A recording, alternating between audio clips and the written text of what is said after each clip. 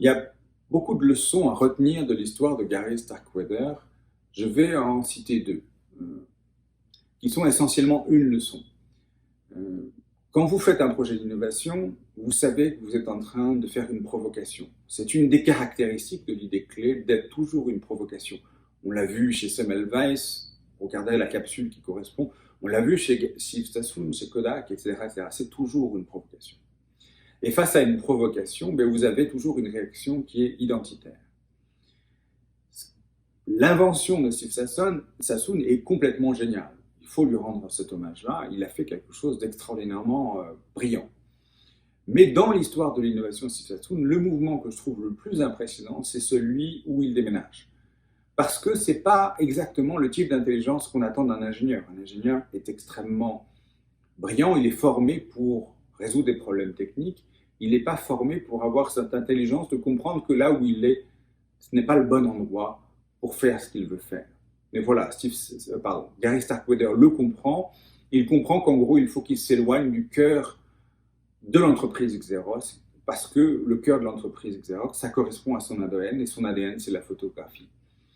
Et donc, en s'éloignant, il va s'éloigner du centre identitaire, il va s'éloigner du centre de pouvoir, et donc la pression sur lui va se relâcher. Il va être capable de faire ce qu'il aurait été incapable de faire à Rochester.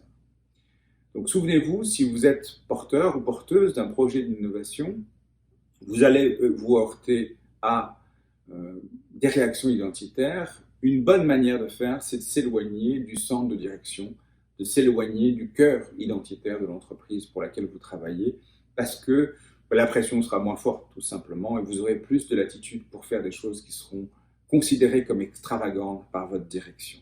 Deuxième aspect, qui est une déclinaison de ce principe, la même idée est capable de se développer dans un endroit et de mourir dans un autre.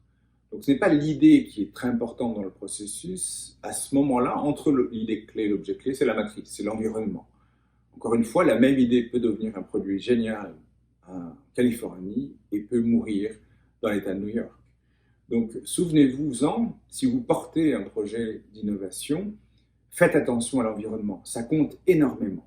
Voilà, la même graine ne poussera pas de la même manière suivant les climats, suivant l'endroit où vous essayez de la faire pousser. Ce n'est pas la valeur de l'idée, c'est l'importance du contexte de l'environnement, de l'écosystème qui est autour. Le mot que j'utilise, c'est la matrice, mais ça veut dire la même chose. Merci beaucoup, à très bientôt pour une autre capsule.